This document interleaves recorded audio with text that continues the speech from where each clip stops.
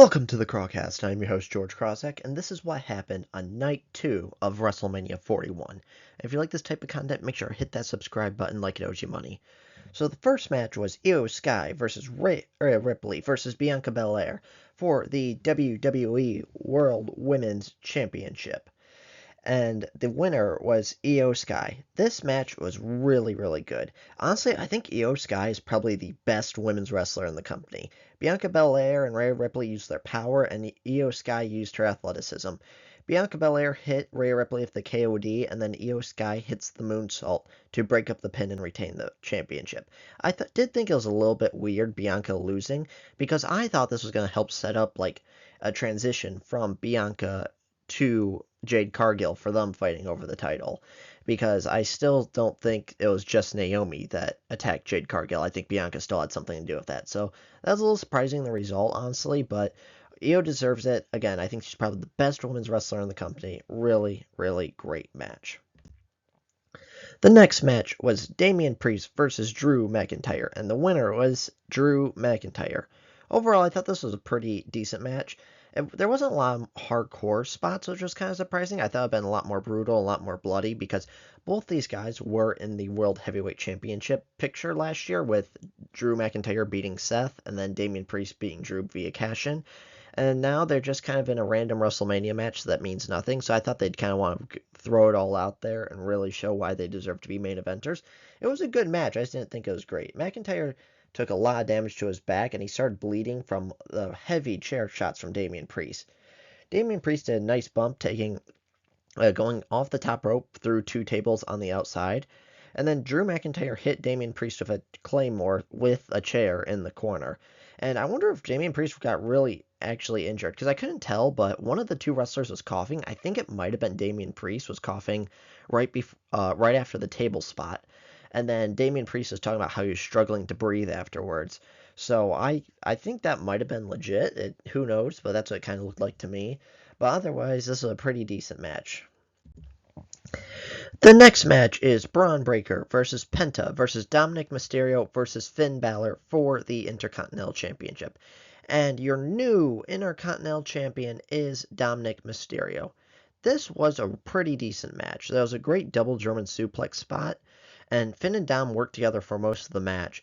And then Braun Breaker had a double suplex spot that I'd never seen before, where it was Penta had Dominic Mysterio in a move, and then Braun went behind him and just suplexed both of them. And this really showcased Braun's power and athleticism, and he's just insane. And he's definitely moving up to main eventer after this match.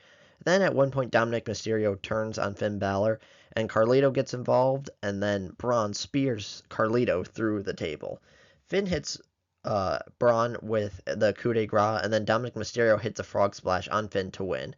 Congratulations to Dom for finally winning a title, even though I think it's a little bit too late, and hopefully this is finally the end of the Judgment Day. It felt like Dom should have at least won the title a year and a half ago, and the Judgment Day should have disbanded a year and a half ago, and it's a little too late, but overall, I think Dom will be a really great Intercontinental Champion. He just really needs to ditch the Judgment Day.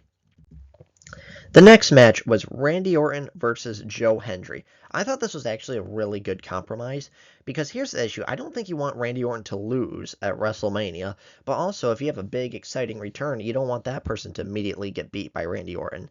So I think this was a good compromise in the sense that it was really funny and cool seeing Joe Hendry, but it was a glorified squash match. The pop for Joe Hendry was really great seeing him, and it was really funny, Joe Hendry hitting all his moves, but it is bearing the TNA World Champion a little bit, but overall, who cares? It's TNA. They're definitely, obviously, a lesser company than WWE, and it is cool to at least see their World Champion wrestle, but again, it really did nothing for Joe Hendry. It was just a really cool moment to see, and it was really funny, Randy Orton doing the Joe Hendry pose, and the RKO out of nowhere was great, because Joe Hendry was about to do his pose, and he didn't even look at Randy Orton, he was just staring at the camera, and Randy Orton hit the RKO out of nowhere for the win.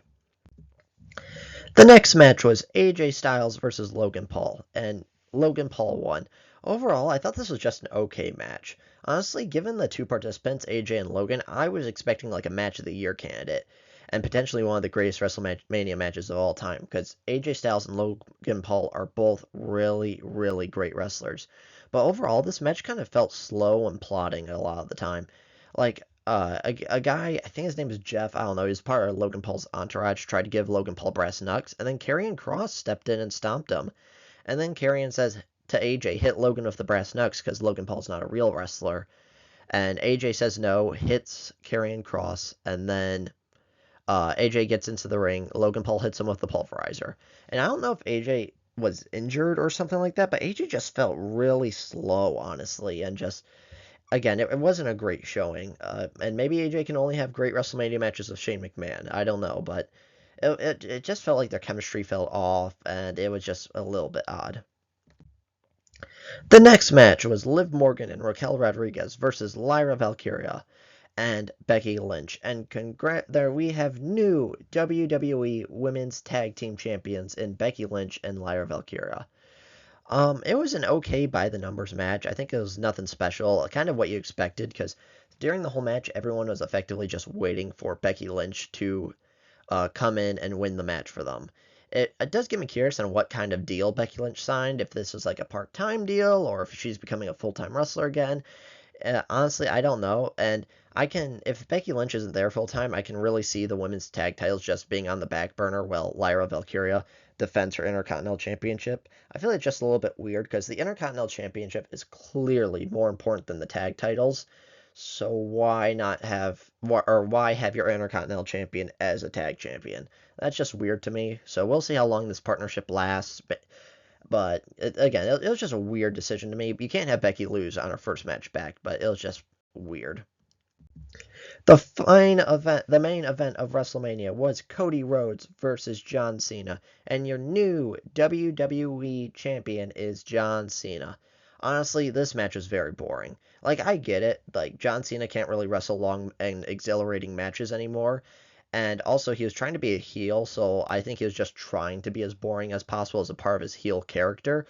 But it just wasn't good.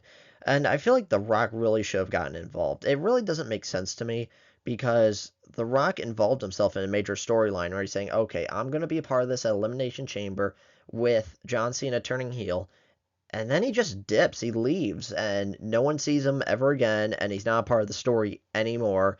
And it just felt like either The Rock's involved all the way or don't have him involved at all. It kind of makes no sense. And then I don't have an issue with celebrities getting involved because I do think celebrities do have their place in wrestling. I just hate them getting involved in main events and in titles. Anything else I'm fine with. I just don't like main events and I don't like titles being involved with celebrities. So I don't really understand why Travis Scott was there. Like, I still don't understand why he was there at Elimination Chamber. I don't understand why he was at the WrestleMania tonight, and it just wasn't good. And think of this as like, just it doesn't sit well with me that a random rapper is the reason why John Cena broke Ric Flair's record and ended Cody Rhodes' over a year-long title reign. Just because a random rapper got involved. That, again, that just leaves a bad taste in my mouth. I don't really like it. Overall, night 2 was way better than night 1. It was kind of interesting because it felt like they didn't like pace it well in the sense that they had all the exciting matches on night 2 and a lot of the filler matches were on night 1. And overall, it just didn't mix well. And I felt like they could have done better with spreading out the exciting matches. So let me know your thoughts down below. What was your favorite match of the night? What do you think of this Mania? Was it good, bad? Let me know in the comments below, and make sure to hit that subscribe button like it owes you money, and I'll see you on the next one.